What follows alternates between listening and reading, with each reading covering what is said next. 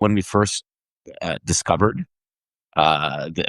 discovered his body, we believed that he had intentionally tried to die.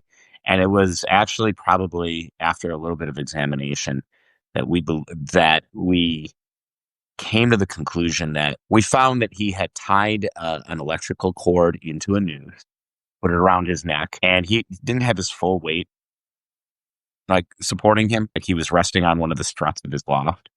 So it's like I've later come to realize that he was self-harming, like he was using self-strangulation as a coping mechanism to alleviate stress.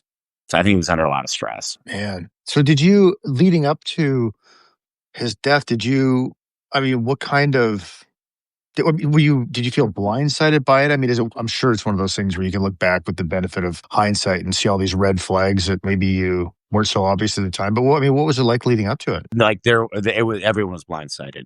Wow. Yeah, he was seeing the school psychiatrist or psychologist, I think, not psychiatrist, but school psychologist. A very good, like a good friend of mine was his academic advisor, which also acts as a counselor. Like his friends, teachers, no one saw it coming.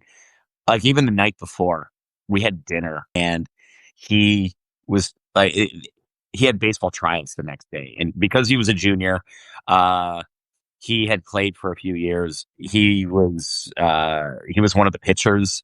Loved baseball to death. Was so excitedly talking about how strong the team was going to be that year, and the fact that there were so many juniors on the team that they were going to be really strong the year after. And like 12 hours later, he was dead. So unless there was a huge shift in his thinking, which I've heard from his suicidal friends that it can happen, that you can just be in such a dark place that you're not thinking rationally. But unless there was a huge shift, I would find it very surprising that he took his own life.